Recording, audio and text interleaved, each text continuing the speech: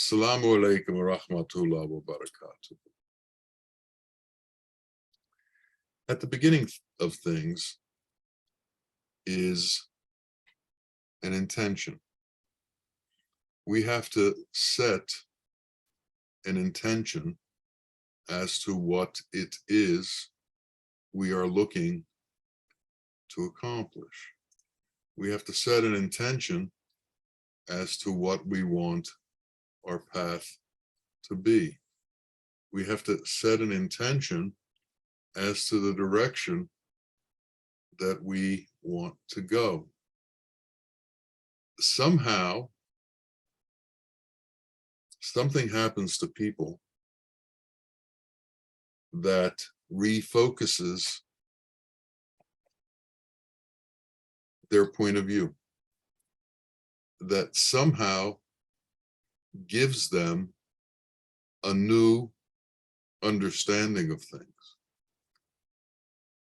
Most people are caught in the torpor of the world, the torpor of illusion, the magnetic pull and the fascinations of all the lights and the glitters of the world.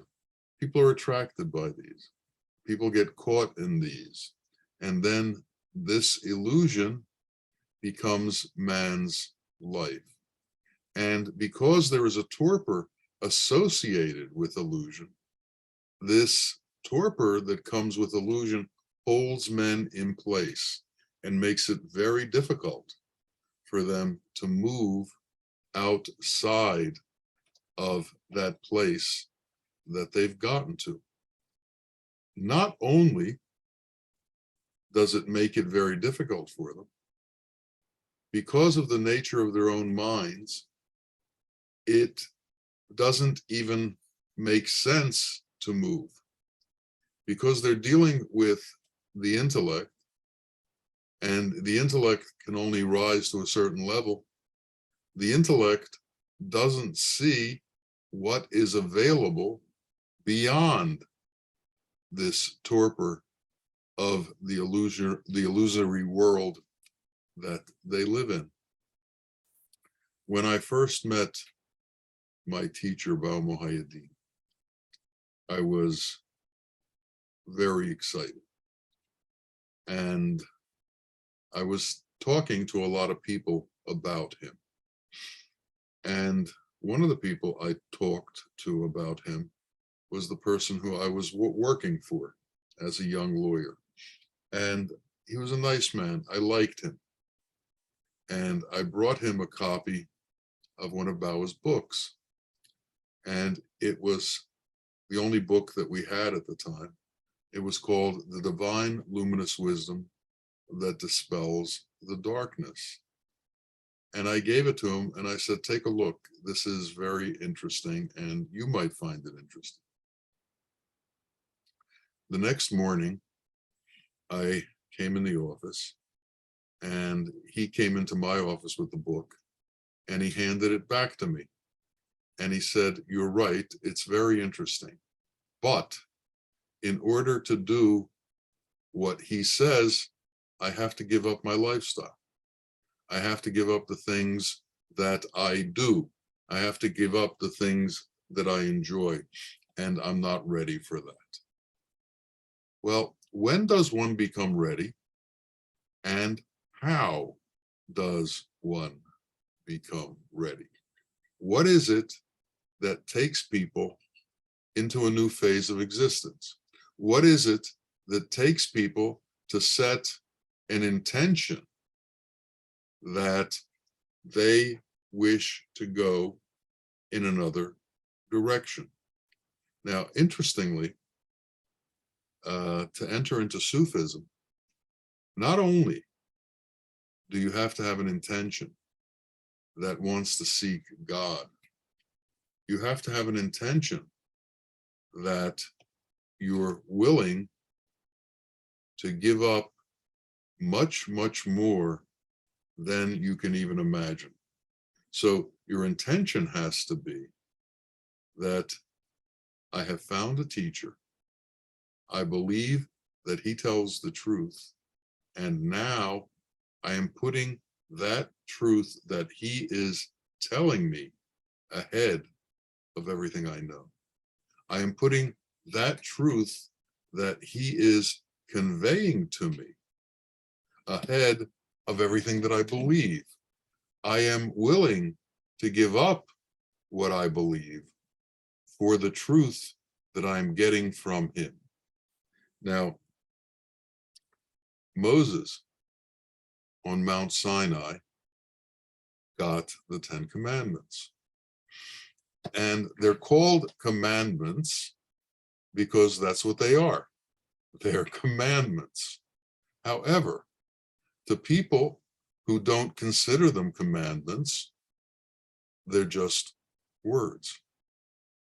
For some, because of their intention and because of their attitude towards these words, they become integral into the people's lives. They become commandments.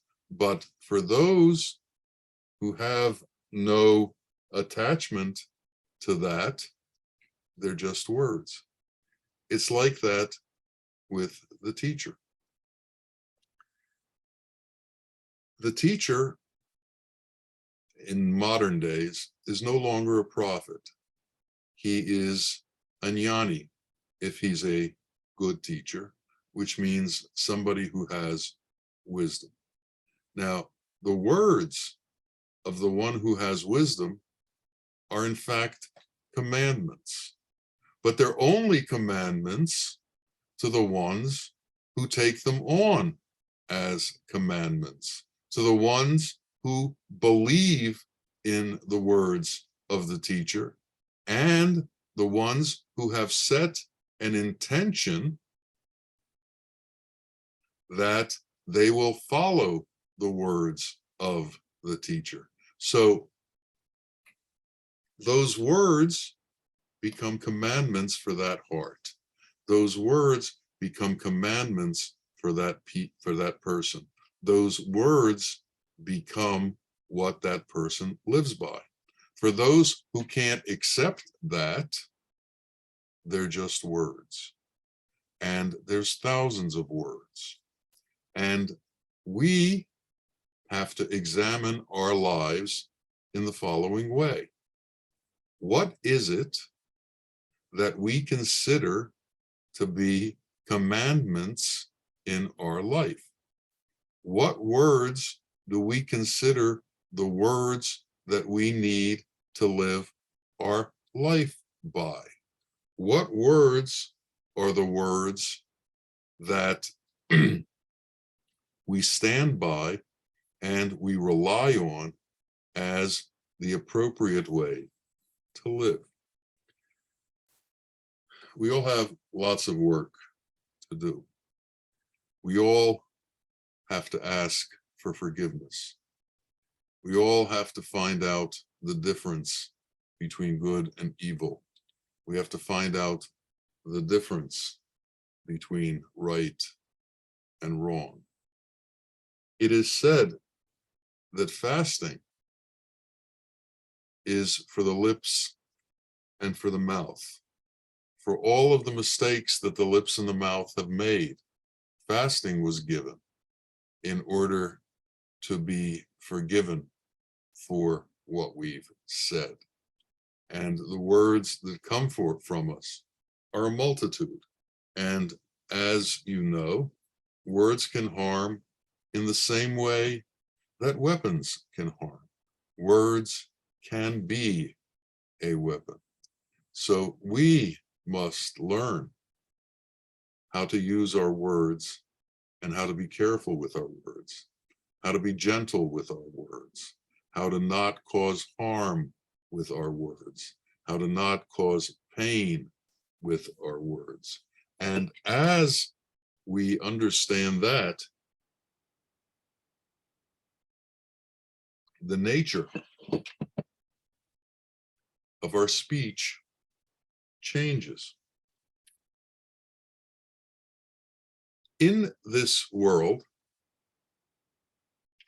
we have been told through the wise men and through the holy men, through the prophets, that God gives. God gives freely to everyone. And we are also told that if one is fortunate enough to be given God's grace and to be given the understanding of truth, that person has a responsibility to share that truth, to share that grace, because the true gift that that person gets who's been given understanding by Allah is in the giving. So as that person gives, he is gifted. As that person helps others with what he knows, he is gifted. A true teacher has made it the work of his life to give unto the rest of humanity. A true teacher has made it the work of his life to give to the rest of humanity what it is he knows, to give to the rest of humanity what it is that he understands, to bring wisdom into being. Plants give off seeds and they give off pollen. And many times these things take off and give flight in the air. And what they do is they produce or help produce other plants in other areas. In the same way, when a heart is full of love, that love can take wing from that heart and land in other hearts, hearts that are open, hearts that are receptive, hearts that have intended to know truth. When love comes to those hearts, there is a blossoming, and there is a new growth, and there is a new life that is set forth, a life outside of the torpor of illusion that resides within the grace of Allah. So we, each of us, needs to understand what it is we're capable of giving and what it is we're capable of receiving. As we have interaction with people in the world, we must know their qualities before we form relationships. In a relationship, there is a passage of qualities. In a relationship, there is influence one over the other.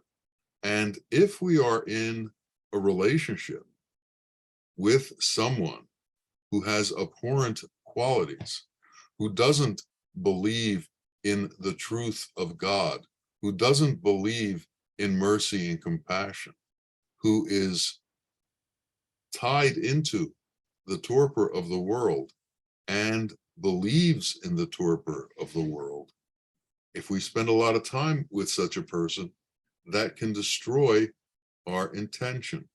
That can destroy the reality that we are choosing to find. So we have to be very careful as to who we associate with. We have to be very careful as to who we spend time with. We cannot let evil influences surround us and take up our time. We have to understand the nature of purity and the nature of holiness.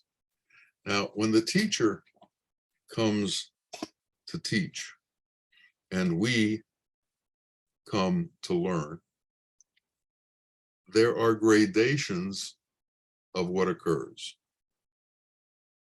Many of us, because we haven't had any appropriate guidance up to the point that we met our teacher, have lived entangled lives that have to be detangled.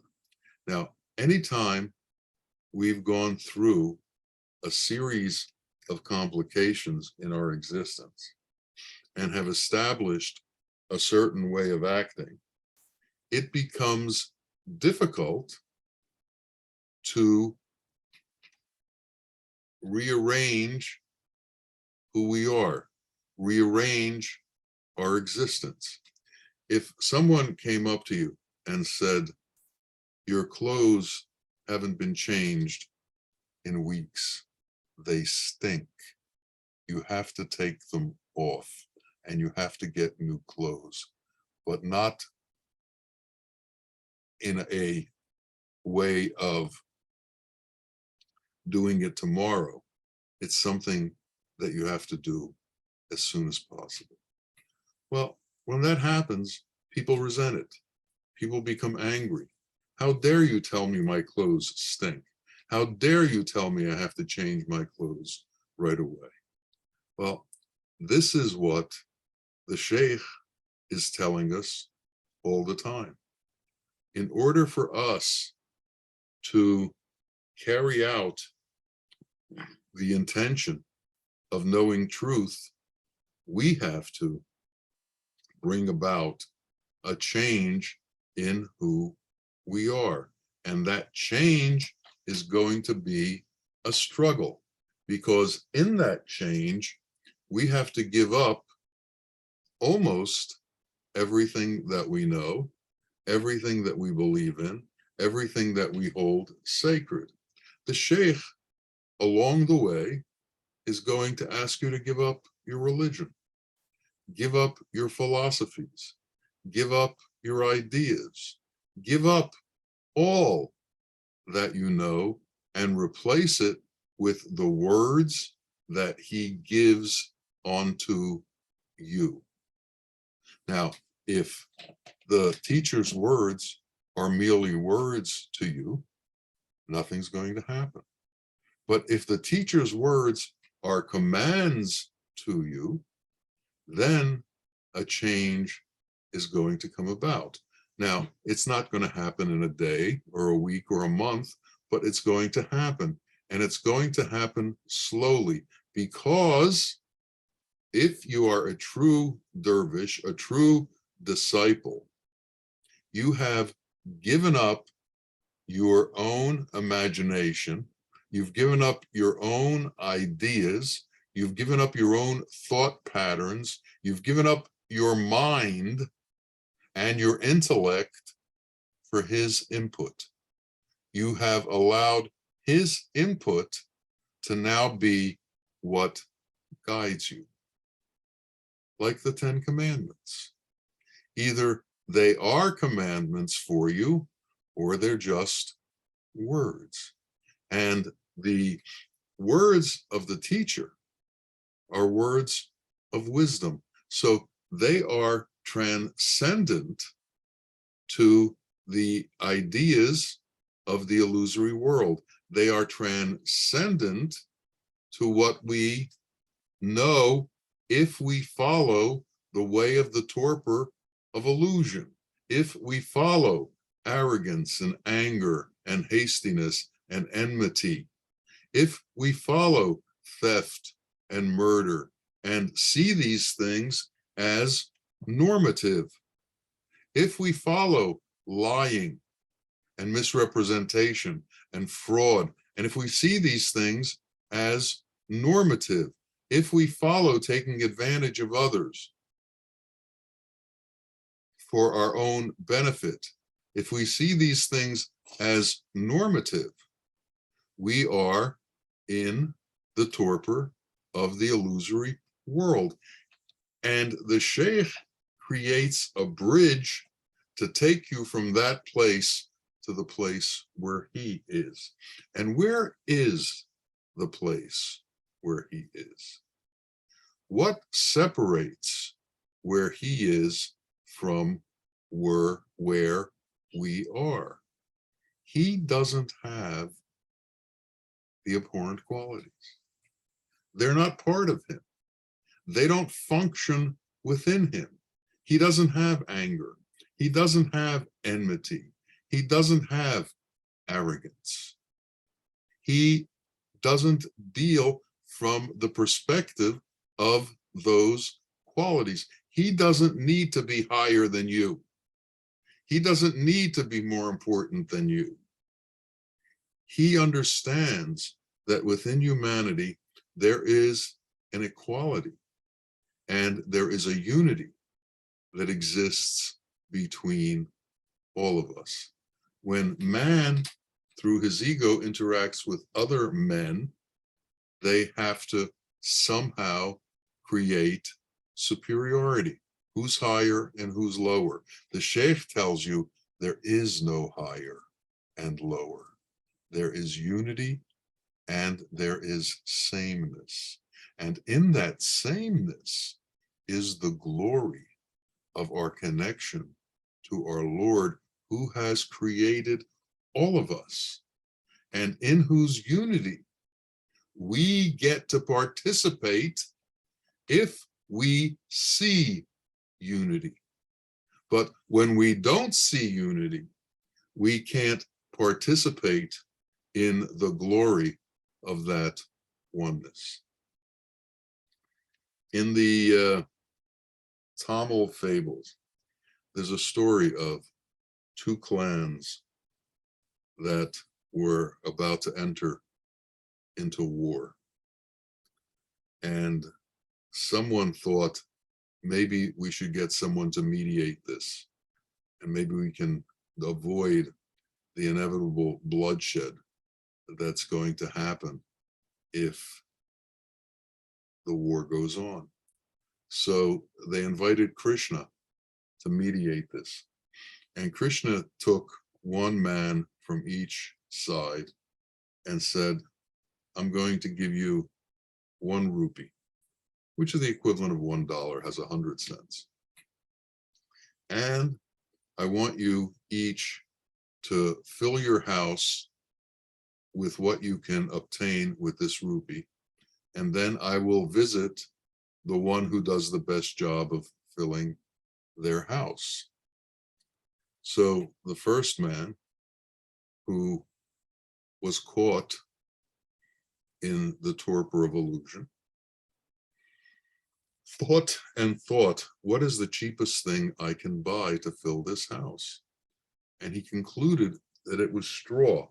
So for the rupee, he was able to buy loads and loads of straw, and he began stuffing it into the house and stuffed it to the ceiling, to the rafters, through the windows, through the doors. And Krishna then came to visit him. And when he got there, the house was so stuffed with straw that he couldn't even push the door open to go inside. There was no way to be able to get in to this house that was full of straw. Then he went to the next person, and the next person had bought a wick and a lamp and some oil, and he put it down on a small rug, and this cost him approximately 10 cents. And then with the rest of the money, he bought sweets and fruits, and he lit the wick in the oil lamp, and he filled the house with light. He dispelled the darkness that was in the house and filled it with light. And when this happens, when you can dispel the darkness and fill your house with light, then all of the difficulty of the torpor of illusion will escape from you, because now your mind is filled with light, as opposed to being stuffed with the products of illusion, as opposed to being stuffed with the ideas of illusion, as opposed to being stuffed with all of the wealth that illusion imagines. How do we get to that place of light? How do we come to that place where light fills us?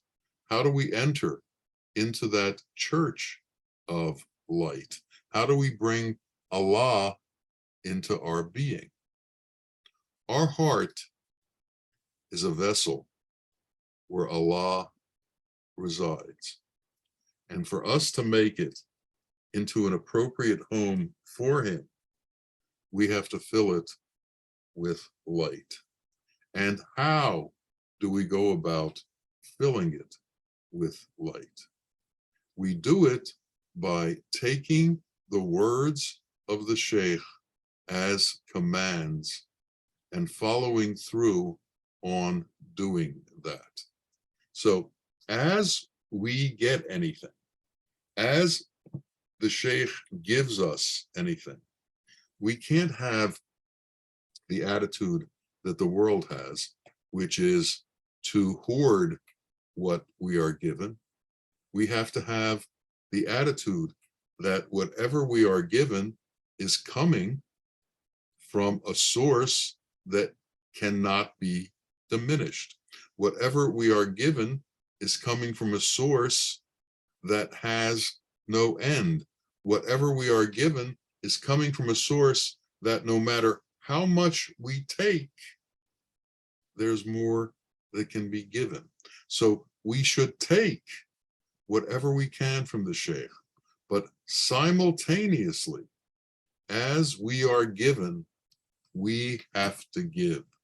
Simultaneously, as we get, we have to give away. Now, there is this cornucopia of abundance that comes from Allah. And if we understand that abundance, then scarcity doesn't enter into the way we think of things. Scarcity doesn't enter into the way we consider things. And once that happens, an interesting phenomena occurs within man. Man, because of his thoughts of scarcity, becomes afraid. Man, because of his thoughts of inadequacy, of not having enough, of not being given enough, or being put in situations where he can't get enough, becomes afraid. But once man enters into that place where light exists, then he's transcended the scarcity of illusion.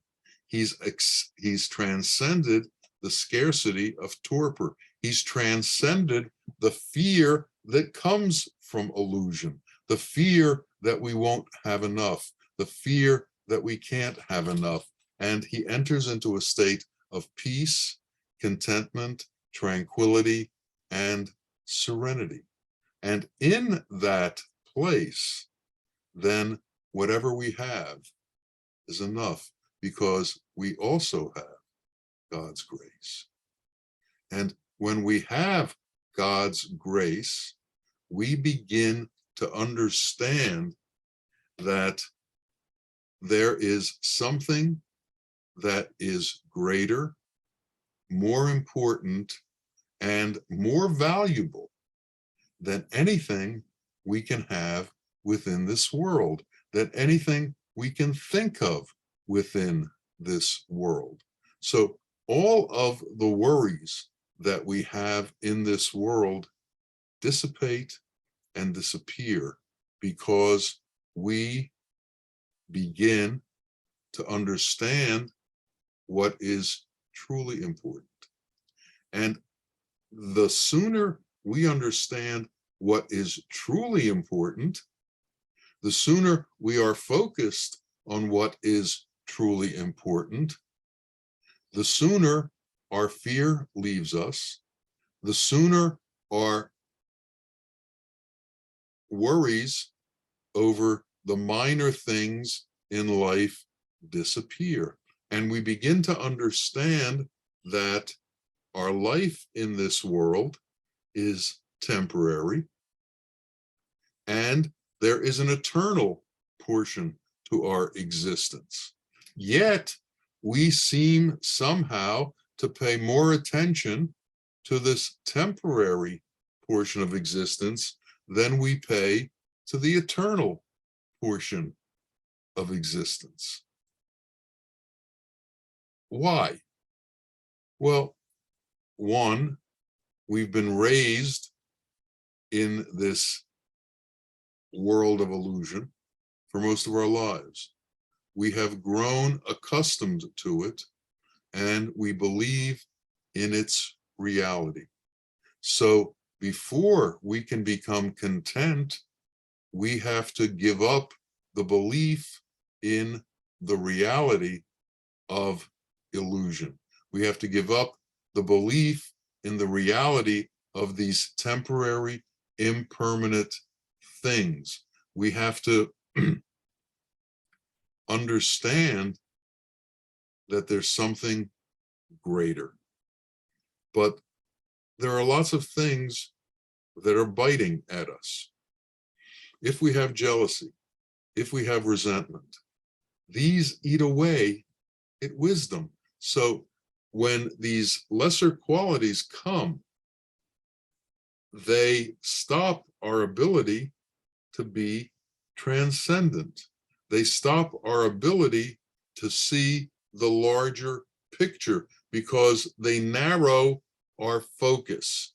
So we should understand that the abhorrent qualities narrow our focus. Impatience narrows our focus. Anger narrows our focus. Lust narrows our focus. And as our focus becomes narrow, as our focus becomes pinpointed at certain things within the world, we lose our transcendence. We lose our wisdom. We lose our ability to see the larger picture because we become fixated, obsessed with that small point, and that small point becomes our life, and it's not. And as long as we fixate on that small point as our life, we are being led astray. And who's doing this leading? This is the satanic influence. They're trying to get you to believe in the sanctity of the minutiae of this world of torpor. They're trying to get you to believe in the all-importance of obtaining everything that you can out of this world of torpor. And read the newspaper. Everybody's chasing all the time. And what are they chasing? They're chasing the minutiae of the world. They're chasing titles. They're chasing holding on to power. They're chasing wealth. They're chasing fame. And this is what we get in our newspapers, in our magazines, and on television. A constant reiteration of the need for minutiae in the world, and a constant reiteration of people chasing minutiae in the world. So we have this veil of illusion. We have to pierce it. We have to be able to make a hole in it. We have to cut through it so that it no longer is the major influence in our life. And when we're able to do that, the grace of his kingdom can enter into us, and light can fill our house. Light can fill our hearts. Light can fill our mind. And to do that, to allow light to fill our mind, we have to pull all the straw out of it first, or there's no room for anything. There's no room for light. There's no room for us. There's no room for God. There's no room. Why? Because we've picked up the refuse of the world and filled ourselves with it. I have handled in my work estates at times, and I had to go to people's houses in order to catalog what they had and make provisions for sales. And I remember walking into this one house where the people saved all their newspapers, and they had newspapers piled everywhere with little walkways between the newspapers so you could get from one room to another. Their house was so full of newspapers, there was no room for them or anybody else in that house. And why? Because for some reason in their mind, they thought these newspapers had value and were important. They had nobody to advise them to burn the newspapers, to give themselves some room, and they didn't know how to escape. The Sheikh has come to help us escape. Yes. What is it that holds us in place? What is it that doesn't allow us to transcend our relationship with illusion? What is it that is the problem for each of us? Now, for each of us, it's different, but we have to do the analysis and find out what it is that holds us in place. Is it our ties to our religion? Is it our ties to our family? Is it blood ties? Is it wealth? Is it fame? Is it earth? Is it women? Is it gold? What is it that ties us to this illusory world? What is it that we consider more important than God's grace? What is it that we consider so integral to our existence that we spend more time with that than we spend with our Lord and we spend with the truth? What is it? Each of us has to do the work to find that answer. The Sheikh will give us the words, but we have to take those words and apply them to ourselves. And one of the important things is we have to go through the pain of emptying our house. We have to go through the pain of releasing ourselves from all of these things that had us bound for so many years. When you go fishing, you cast a hook. The fish bites the hook. The hook has a barb in it. You can't just pull it out. It rips on the way out. Well, we've been hooked by so many things in our lives, and we have to pull these hooks out of us because as the hook moves, we move. That's the nature of being caught on a fishing line. So we have to pull these barbs out of ourselves, and there's going to be pain involved. So there's going to have to be courage. There's going to have to be the courage to give up all that we've held dear over the years. There's going to have to be the courage to give up all of the things that we thought we were important, so that we thought were important, so that we can clear ourselves into reality, clear ourselves into the truth, transcend the petty and enter into hak. Transcend the petty and enter into hak. Bypass the world and enter into reality. This is the path we've chosen. But understand that this path also means surrendering the world and all of it, giving up all that we had held dear and understanding truth, and now holding that truth dear and holding that truth as more important than all of our possessions and all of our thought patterns about the world. Nobody said this path is easy. Nobody said that you can move on it without concentration and without a very powerful intention, without determination and certitude. We have to believe that the words of our Sheikh are true. We have to believe that the kingdom of God is true. We have to believe that we are children of the light, and that is where our eternity is to be spent.